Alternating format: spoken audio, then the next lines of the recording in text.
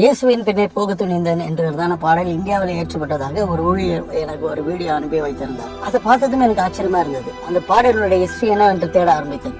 படிச்சதுமே என் கண்களில் சரியான தண்ணி. வெயில்ஸ் ரிவைவல் என்று 150 வருஷத்துக்கு முன்னாடி ஒரு இடத்துல நடக்கிறது. அந்த ரிவைவல்ல தொடப்பட்ட ஜனங்கள் அநேகர் மிஷினரிகளாக உலகம் முழுக்க வந்தாங்க. அதுல ஒரு கூட்டம் நம்முடைய இந்திய தேசம் நார்த் ஈஸ்ட் அசாமுக்கு வராங்க. அந்த இடத்துல ஹெட் அண்டர் என்கிறதால ஒரு ட்ரைப் அவங்களுக்கு ஆண்டவரை குறித்து சொல்ல, அதுல நோக்சாங் என்பவர் ஆண்டவராகிய இயேசு கிறிஸ்துவை ஏற்றுக்கொள்கிறார். அவங்க குடும்பம் ஏற்றுக்கொள்கிறது. அந்த வில்லேஜ்ல அநேகர் ரட்சிக்கப்பட்டுறாங்க.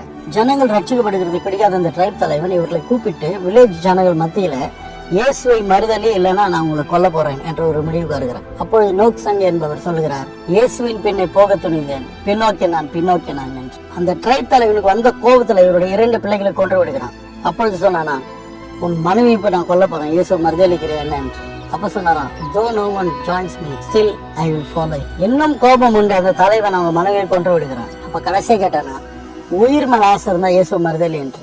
அப்பொழுது இவர் சொன்னாராம், சிலுவையின் முன்னே உலகம் என் பெண்ணே, பின்னோக்கி நான் என்று சொல்லி முடிக்க இவரையும் கொண்டு விடுகிறான். குடும்பமே இயேசுக்காக மறிக்கிறாங்க.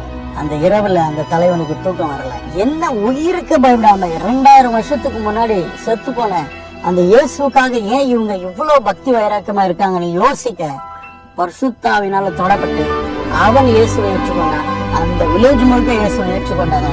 அந்த இடத்துல தொடங்கினதுதான் I have decided to follow Jesus. இயேசுவின் பின்னே போக துணிந்தேன். வாழ்க்கையில எதையும் எடுக்கலாம். எதற்காகவும் இயேசு இழக்காத ஜனங்கள் இன்றைக்கு உலகத்துல சாதனை படைத்திருக்கிறார்கள். May God bless you.